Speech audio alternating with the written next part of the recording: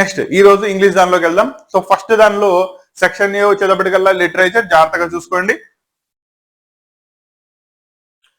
దీంట్లో ఫస్ట్ వచ్చేటప్పటికి ప్రోజ్ నుంచి మీకు అనోటేషన్స్. దీంట్లో 2 అనోటేషన్స్ రాయాల్సి వస్తుంది. ఒక్కొక్క దానికి 4 మార్క్స్, 2 4 ఆర్ 8 మార్క్స్ వస్తాయి. అండ్ దానికి సంబంధించి మీకు ఇచ్చిన ఈ 5 అనోటేషన్స్ ని ప్రాక్టీస్ చేసుకోండి. That is the earth is precious to him, first annotation. I was a hospital in myself, second annotation. Sometimes life hits you into head with a brick. ఇది మూడోది. నాలుగోది వచ్చేటప్పటికల్లా if we do not own the freshness of the air and the sparkle of the world. ఇది నాలుగోది. ఐదోది వచ్చేటప్పటికల్లా you can't connect the dots looking forward. Prose నుంచి ఈ 5 annotations జాగ్రత్తగా చూసుకోండి. వీటి నుంచి కంపల్సరీగా 2 అనోటేషన్స్ వస్తాయి. ఓకేనా? నేను కంపల్సరీగా ఎందుకు చెప్తున్నా అబ్జర్వ్ చేశానన్నా, సాంస్క్రిట్ ఎగ్జామ్ రాసావు కదా, శ్లోకం దగ్గర నుంచి, నిబంధ క్వశ్చన్ దగ్గర నుంచి, లఘు ప్రశ్నల దగ్గర నుంచి ఎన్ని మన గెస్ట్ పేపర్స్ నుంచి వచ్చినాయో లేదో చూసుకున్నావు కదా. కాబట్టి నేను ఇస్తున్న గెస్ట్ పేపర్ యొక్క వాల్యూ ఇప్పటికైనా నీకు అర్థమైంది అనుకుంటున్నాను. క్లియరా? కాబట్టి ఇచ్చిన గెస్ట్ పేపర్స్ ని ప్రాపర్లీ చూసుకోండి.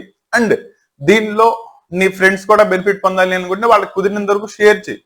ఓకేనా? ఇదిగో సో అండ్ సో సార్ మనకి గెస్ట్ పేపర్స్ ఇస్తున్నారు, ఫైనల్ ప్రిపరేషన్ లో మనకి ఇలా హెల్ప్ అవుతున్నాయి, నువ్వు కూడా ఒకసారి రిఫర్ చేసుకోమని చెప్పి. ఓకేనా?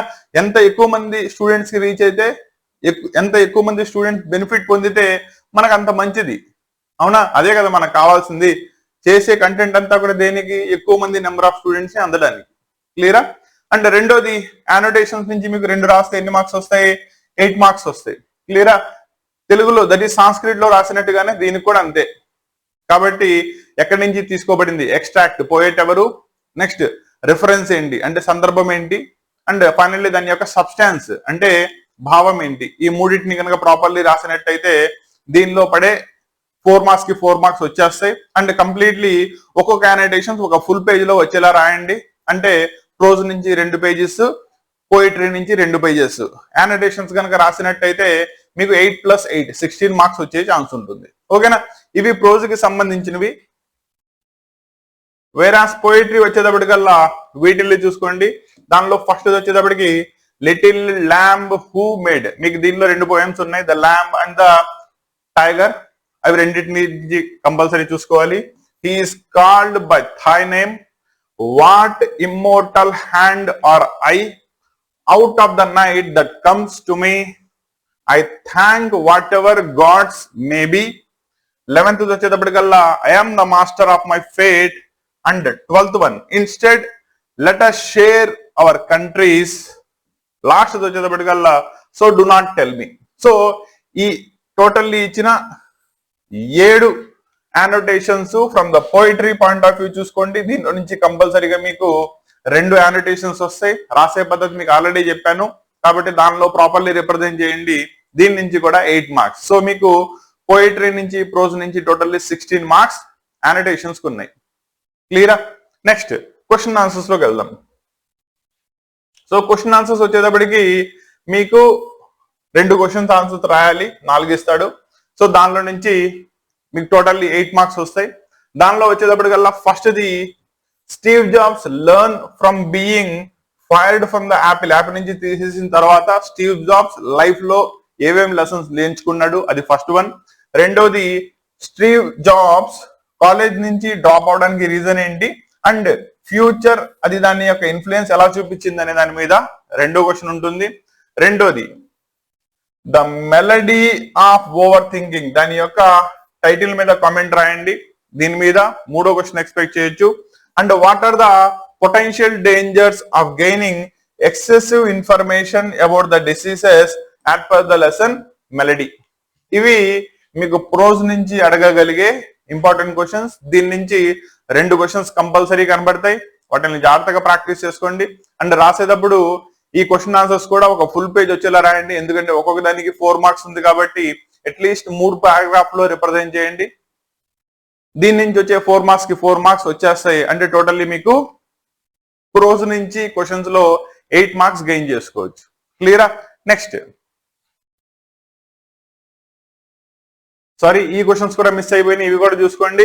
How does the chief Seattle describe the relationship between native Americans కి అండ్ నేచర్ కి మధ్యలో ఉన్న రిలేషన్ ఎలా ఎక్స్ప్లెయిన్ చేశాడు, ఇది ఒకటి జాగ్రత్తగా చూసుకోండి.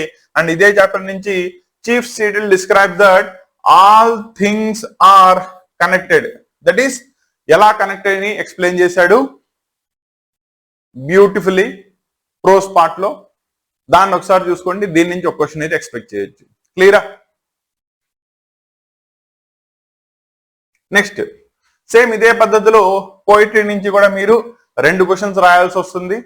నెక్స్ట్ దానిలో ఒక్కొక్క దానికి మళ్ళీ 4 మార్క్స్, ఒక ఫుల్ పేజ్ లో అట్లీస్ట్ 4 పారాగ్రాఫ్లకి తగ్గకుండా రాయాల్సి వస్తుంది. దానిలో మెయిన్ వచ్చేటప్పటికల్లా ద ల్యాంబ్ అండ్ టైగర్, ఈ రెండింటి యొక్క క్యారెక్టర్స్ కి మధ్యలో ఉన్న కంపారిజన్, కాంట్రాస్ట్ 2 రాయాలి. రెండిట్లో నుంచి ఒకటి ఇవ్వచ్చు లేదా 2 ఇవ్వచ్చు. రెండోది రెఫ్యూజీస్ అనే concept dual message of the poem ఎలా రిఫ్లెక్ట్ చేస్తుందో ఎక్స్ప్లెయిన్ చేయాలి, ఇది సెకండ్ క్వశ్చన్. థర్డ్ వచ్చేటప్పటికల్లా Shakespeare's journey from darkness and struggles of the mysterious life దగ్గర నుంచి ఎలా రెసిలియన్స్ వైపు వెళ్ళాడు అనే కాన్సెప్ట్ ఎక్స్ప్లెయిన్ చేయాలి, ఇది మూడో క్వశ్చన్. నాలుగోది వచ్చేటప్పటికల్లా ఇన్విక్టస్, అది మీకు ఇంపార్టెన్స్ ఆఫ్ పర్సనల్ రెస్పాన్సిబిలిటీ గురించి ఎలా ఎక్స్ప్లెయిన్ చేసింది అనే దాని మీద ఒక క్వశ్చన్ ఎక్స్పెక్ట్ చేయొచ్చు. అండ్ లాస్ట్ వచ్చేటప్పటికల్లా ఫిఫ్త్ క్వశ్చన్, బ్రయాన్ reversible structure of the readers ని పోయం ద్వారా ఎలా ఎక్స్ప్లెయిన్ చేశాడో చెప్పాలి, ఇది ఫిఫ్త్ క్వశ్చన్. వీటిల్లోంచి కంపల్సరీగా ఏవైనా 2 క్వశ్చన్స్ వస్తాయి. ఒక్కొక్క దానికి 4 మార్క్స్, 8 మార్క్స్ గెయిన్ చేసుకోవచ్చు. క్లియరా? అండ్ క్వశ్చన్ ఆన్సర్స్ కూడా చెప్పాను కదా, ఒక ఫుల్ పేజ్ లో వచ్చేలా రాయండి. అట్లీస్ట్ 1 పేజ్ నుంచి 1.5 పేజ్ నీట్ గా 3-4 పారాగ్రాఫ్లో కనుక రాసినట్టయితే దీని నుంచి 4 మార్క్స్ 8 + 18 16 మార్క్స్ ని గెయిన్ చేసుకోవచ్చు. క్లియరా? అండ్ ఈ క్వశ్చన్ ఆన్సర్స్ కూడా రిప్రజెంట్ చేసేటప్పుడు అట్లీస్ట్ ఒక పేజ్ నుంచి 1.5 పేజ్ ఉండేలాగా కంటెంట్ 4 పారాగ్రాఫ్లో రాయండి. లెందీగా కనబడాలి, ఎందుకంటే లిటరేచర్ కాబట్టి నీకు ఎంత లెంత్ రాసావో కూడా ఇంపార్టెంట్, క్వాంటిటీ కూడా ఇంపార్టెంట్. సో ఇక్కడ దాకా మీకు 16 యానోటేషన్స్, 16 క్వశ్చన్ ఆన్సర్స్, 32 మార్క్స్ వచ్చేస్తాయి. ఇంకా లాస్ట్ లో మిగిలింది నాన్ డీటెయిల్ 3 క్వశ్చన్స్ ఇస్తారు, దాని నుంచి ఒక క్వశ్చన్ మాత్రమే రాయాల్సి వస్తుంది. అండ్ అది కూడా మీకు 8 మార్క్స్ జాగ్రత్తగా చూసుకోండి. ఇది నాన్ డీటెయిల్ నుంచి. సో దీంట్లో blinder, beggar and the dog, ఈ రెండింటికి మధ్యలో ఉన్న రిలేషన్షిప్ ని ఎక్స్ప్లెయిన్ చేయాలి, లేదా ఏ రిటైర్డ్ రిఫార్మేషన్ ఆ లెసన్ యొక్క మోరల్ దాన్ని ఎక్స్ప్లెయిన్ చేసి చెప్పాలి, లేదా జిమ్మీ వ్యాలంటైన్ యొక్క క్యారెక్టర్ స్కెచ్ మీద రిపీటెడ్లీ, ఇది మోస్ట్ రిపీటెడ్లీ అడుగుతున్న క్వశ్చన్, ఈ సంవత్సరం మళ్ళీ అడిగే ఛాన్స్ ఉంటుంది. ఈ సంవత్సరం మళ్ళీ అడగడం ఏంటి, ఇదే ఫస్ట్ ఇయర్ కాబట్టి ఈ సంవత్సరం కంపల్సరీ అనుకోండి. రెండోది butterfly effect influence on the moral of the story, ఈ 4 నుంచి మీకు కంపల్సరీగా మీకు కావాల్సిన ఒక క్వశ్చన్ కనబడుతుంది, 8 మార్క్స్. అండ్ 8 మార్క్స్ కి 8 మార్క్స్ రాయాలి అంటే ఇట్ ఈస్ మీరు సంస్కృత్ లో ఏదైతే ఎస్ఏ క్వశ్చన్స్ రాశారో ఇది కూడా అలాగే, కాబట్టి దీనికి కూడా నెరేటర్ ఎవరు అంటే ఎవరు రాశారు, ఎక్కడి నుంచి ఎక్స్ట్రాక్ట్ చేయబడింది, దట్ ఈస్ కవి పరిచయం లాగా 2 లైన్స్ రాసి దెన్ రిమైనింగ్ స్టోరీ మొత్తాన్ని కూడా అట్లీస్ట్ మినిమం 4-5 పారాగ్రాఫ్స్ లో 2 పేజీల్లో అటుపక్క ఇటుపక్క ఫుల్ లెంత్ లో కనబడేలా రాసినట్టయితే మీరు 8 మార్క్స్ గెయిన్ చేసుకునే ఛాన్సెస్ ఉంటుంది. సో 32 + 8 ఇక్కడతో నీకు 40 marks from the literature part నుంచి వచ్చేస్తాయి. క్లారిటీ వచ్చిందా? సో ఇది ఓవరాల్ గా సెక్షన్ ఏ. సెక్షన్ బి వచ్చేటప్పటికల్లా కాంప్రహెన్షన్ బేస్డ్, సో దాన్ని కూడా చూద్దాం. సో సెక్షన్ బి వచ్చేటప్పటికి ఓవరాల్ గా మీకు 20 మార్కులకి ఇస్తాడు. దీంట్లో 6th రోమన్ 7th రోమన్ 2 కూడా కాంప్రహెన్షన్ బేస్డ్ వస్తాయి. పారాగ్రాఫ్ ఇస్తాడు, అది చదివి ఆన్సర్స్ రాయాలి. ఆన్సర్స్ అన్ని కూడా మోస్ట్లీ మీకు పారాగ్రాఫ్ నుంచే ఉంటాయి కాబట్టి ప్రాబ్లం ఏం లేదు. వేరాస్ 8th పార్ట్ వచ్చేటప్పటికల్లా ప్యాసేజ్ ని చదివి ట్రీ డయాగ్రామ్ ని కన్స్ట్రక్ట్ చేయాలి, అంటే దాని ఇన్ఫర్మేషన్ మొత్తాన్ని కూడా బ్రాంచెస్ కింద ఎక్స్ప్లెయిన్ చేయాల్సి వస్తుంది. అది కన్స్ట్రక్ట్ చేసినందుకు 5 మార్క్స్. అండ్ లాస్ట్ వచ్చేటప్పటికల్లా వాడు ఇచ్చిన హింట్ ఇస్తాడు, దాని నుంచి పారాగ్రాఫ్ రాయాలి, పారాగ్రాఫ్ రైటింగ్ అంటారు, దీని నుంచి 5 మార్క్స్. టోటల్లీ దీని నుంచి నీకు ఓవరాల్ గా 20 మార్క్స్ వస్తాయి. దీనికి సంబంధించి నేను చెప్పేది ఏంటంటే నీకు లిటరేచర్ పార్ట్ లో లాస్ట్ లో కాంప్రహెన్షన్ బేస్డ్ క్వశ్చన్స్ అన్ని కూడా టెక్స్ట్ బుక్ లో లిస్ట్ అవుట్ చేసి ఇచ్చాడు. ఒక్కొక్క దానిలో 5 ఉన్నాయి, వాటిని జాగ్రత్తగా ప్రాక్టీస్ చేసుకోండి. వాటిల్లో నుంచే కంపల్సరీ ఒకటి వస్తుంది. క్లియరా?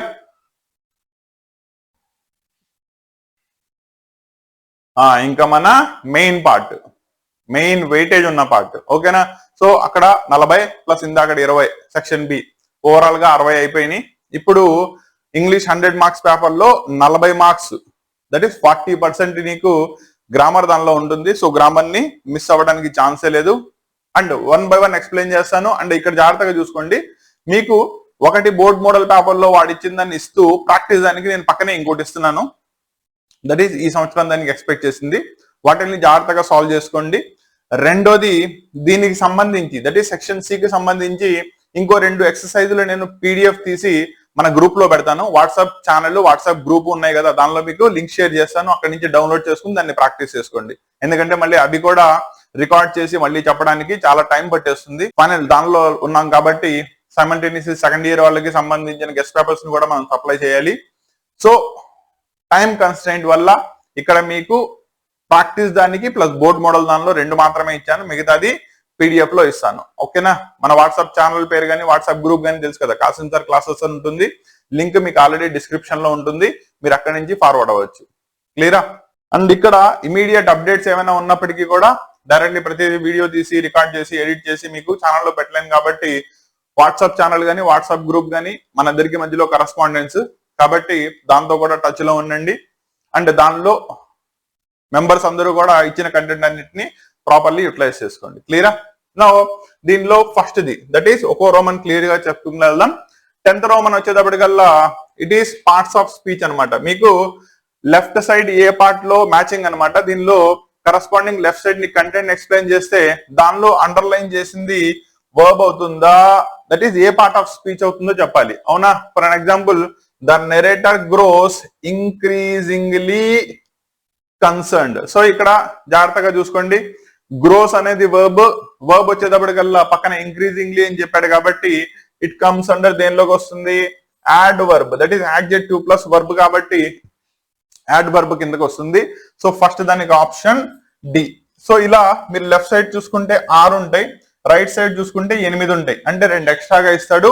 మిగిలిన 6 పార్ట్స్ ఆఫ్ స్పీచ్ ని జాగ్రత్తగా ఐడెంటిఫై చేసి మ్యాచింగ్ చేయండి. దీని నుంచి ఒకదానికి హాఫ్ మార్క్ కాబట్టి టోటల్లీ మీకు ఇక్కడ 3 మార్క్స్ గెయిన్ చేసుకోవచ్చు. దీనికి సంబంధించి నేను ఇంకోటి ప్రాక్టీస్ ఇచ్చాను, లేదా గెస్ట్ పేపర్ అనుకోండి. సో దీన్ని ప్రాపర్లీ ప్రాక్టీస్ చేసుకోండి. దీని నుంచి మీకు వచ్చే ఛాన్స్ ఉంటుంది. ఇంకో 2 పీడిఎఫ్ మీకు ఇస్తానని చెప్పాను. అలాగే 11th రోమన్, ఇది కూడా మళ్ళీ మీకు 3 మార్క్స్ వస్తుంది. దీనిలో వచ్చేటప్పటికల్లా A and the, A article కుదురుతుంది లేదా ఎక్కడ ఆర్టికల్ అవసరం లేదు దానికి రాయాలి. మీకు ఓవరాల్ గా ఈ 6 బోర్డ్ మోడల్ పేపర్ లో ఉన్నవి. అండ్ ఇది నేను మీకు ప్రాక్టీస్ కోసం ఇచ్చింది, జాగ్రత్తగా చూసుకోండి.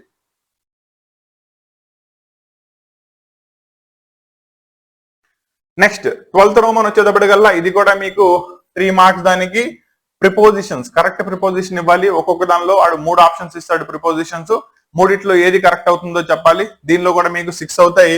ఇది వచ్చేటప్పటికల్లా బోర్డ్ మోడల్ పేపర్ లో అయితే ఇది మీకు ప్రాక్టీస్ కోసం ఇచ్చింది కాబట్టి జాగ్రత్తగా ప్రాక్టీస్ చేసుకోండి ప్రిపోజిషన్స్. ఇంకా నెక్స్ట్ వచ్చేటప్పటికల్లా 13th రోమన్ 5 మార్క్స్ దానికి వస్తుంది. దీనిలో వెర్బ్ ఫామ్ ని ఐడెంటిఫై చేసి రాయాలి. వర్బ్ ఫామ్ ని ఐడెంటిఫై చేసేటప్పుడు టెన్సెస్ ని కూడా చూసుకోవాలి. ప్రజెంట్ టెన్స్ లో ఉందా, కంటిన్యూస్ లో ఉందా, లేదా ఫ్యూచర్ టెన్స్ లో ఉందా, పాస్ట్ టెన్స్ లో ఉందా చూసుకుని వర్బ్ ఫామ్ ని ఐడెంటిఫై చేయాలి. దానిలో మీకు ఓవరాల్ గా 5 ఇస్తాడు, 5కి 5 రాయాల్సి వస్తుంది. ఇది మీకు బోర్డ్ పేపర్ నుంచి అయితే ఇది మీకు నేను ఇచ్చిన గెస్ట్ పేపర్, జాగ్రత్తగా చూసుకోండి. నెక్స్ట్ 14th రోమన్ వచ్చేటప్పటికల్లా దీనిలో వాడు ఏదైతే ఇన్స్ట్రక్షన్ చెప్పాడో అది చేసి మొత్తాన్ని కూడా మళ్ళీ రాయాల్సి వస్తుంది. అంటే సెంటెన్స్ మొత్తాన్ని కూడా మళ్ళీ రాయాల్సి వస్తుంది. సో జాగ్రత్తగా చూసుకోండి. దీనిలో మీకు ఓవరాల్ గా 5 ఇస్తాడు. ఏదైతే ఫస్ట్ దానిలో తీసుకుంటే యాక్టివ్ వాయిస్ లో ఇచ్చాడు, పాసివ్ వాయిస్ లో కన్వర్ట్ చేసి రాయాలి. She has open the door. ఓకేనా? సో దాన్ని పాసివ్ వాయిస్ లోకి కన్వర్ట్ చేసి చెప్పాలి. ఓకేనా? అంటే the door had been opened by her. ఇలా కన్వర్ట్ చేసి ఏదైతే చెప్పాడో దానిలో కన్వర్ట్ చేసి చెప్పాలి. దానికి సంబంధించి 5 మార్క్స్ వస్తుంది. అండ్ ఇది మీకు ప్రాక్టీస్ చేసుకోవడానికి. నెక్స్ట్ ఇది 15th రోమన్ వచ్చేటప్పటికల్లా కింద మీకు ఏదైతే అండర్లైన్ చేసిన పార్ట్ ఉందో దాన్ని కరెక్ట్ చేసి, దట్ ఈస్ ఇన్కరెక్ట్ స్టేట్మెంట్ ఉంటుంది, కరెక్ట్ చేసి రాయాలి. దీనిలో మీకు 5 ఇస్తాడు, ఒక్కోదానికి 1 మార్కు, టోటల్లీ దీని నుంచి 4 మార్క్స్ వస్తాయి. ఇది మీకు బోర్డ్ మోడల్ పేపర్ నుంచి. అండ్ ఇది వచ్చేటప్పటికల్లా మీకు గెస్ పార్ట్. దీనికి సంబంధించిన మిగతా 2 మీకు పీడిఎఫ్ లో అందుతాయి. సో ఇంకా లాస్ట్ లోకి వచ్చేసాం. 16th రోమన్ కనుక తీసుకున్నట్టయితే మీకు ఓవరాల్ గా 6 వర్డ్స్ ఇస్తాడు. దానిలో సైలెంట్ కాన్సనెంట్ ఏంటో రాయాలి. అంటే ఆ వర్డ్ ని పలికినప్పుడు ఎవరు సైలెంట్ గా ఉన్నారు. సపోజ్ నైఫ్ అని చెప్పాను, నేను పలికేటప్పుడు నైఫ్ ఉందని, కానీ స్పెల్లింగ్ రాసేటప్పుడు KNIFE అని ఉంటుంది. So K is the silent consonant. ఏదైతే ఉంటుందో వాటిని ఐడెంటిఫై చేసి రాయాలి. అలాగే డౌట్, DOUBT, కానీ బి పలగదు. సో అటువంటి వాటిని దీనిలో ఇస్తాడు. దీని నుంచి మీకు 3 మార్క్స్ వస్తాయి. నెక్స్ట్ ఇది దానికి ప్రాక్టీస్ కోసం ఇచ్చాను. నెక్స్ట్ వచ్చేటప్పటికల్లా కింద ఇచ్చిన వాటిల్లో ఉన్న సినానియమ్స్, యాంటోనియమ్స్ అంటే పర్యాయ పదాలు, యాంటోనియమ్స్ ఆపోజిట్ వ్యతిరేక పదాలు రాయాలి. దీంట్లో ఇదొక 2 మార్క్స్ ఇస్తే ఇదొక 2 మార్క్స్ వస్తుంది. ఇవి 2 కలిపి మీకు 17th సెక్షన్ లోకి వస్తాయి.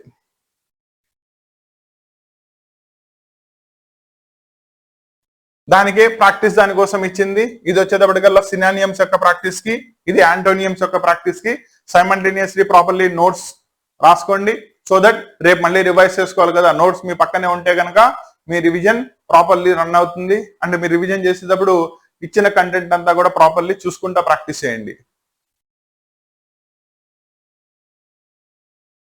అండ్ 18th రోమన్ వచ్చేటప్పటికల్లా దీంట్లో ఇచ్చిన వాటిల్లో ఫొనెటిక్స్ ని ఐడెంటిఫై చేయడం.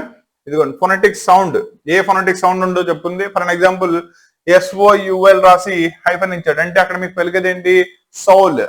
అవునా? అలా దానిలో ఏ లెటర్ ఫొనెటిక్ సింబల్స్ ని బట్టి ఎలా రాశాడో చెప్పాలి. యాక్చువల్లీ దీనికి ఇంటర్నల్ చాయిస్ ఉంటుంది.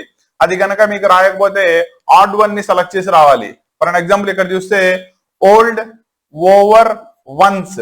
సో ఓల్డ్, ఓవర్ ఈ రెండిట్లోనూ ఓ పలికితే దీనిలో వన్స్ వచ్చేటప్పటికల్లా ఆ పలికింది. So that is the odd 1. అలా ఆడ్ 1 ని సెలెక్ట్ చేసి రాయాలి. టోటల్ గా మీకు 5 ఇస్తాడు. 5 ఏదైతే ఆడ్ 1 అవుతుందో దాన్ని రిప్రజెంట్ చేయాలి. దానికి మీకు ఓవరాల్ గా ఇచ్చేటప్పుడు 5 మార్క్స్ వస్తాయి. ఓకేనా? ఇవి 2 వచ్చేటప్పటికల్లా ప్రాక్టీస్ కి. దట్ ఈస్ ఇది ఫొనెటిక్స్ ని బేస్ చేసుకుని, ఇది వచ్చేటప్పటికల్లా ఆడ్ 1 సౌండింగ్ ని సెలెక్ట్ చేసుకోవడానికి. అండ్ ఇది మీకు last part, that is 19th section. కింద ఇచ్చిన fill in the blanks, that is dialogue writing నువ్వు కంటిన్యూ చేసి రాయాలి. దీనికి వచ్చేటప్పటికల్లా 4 మార్క్స్ వస్తాయి. జాగ్రత్తగా చూసుకోండి.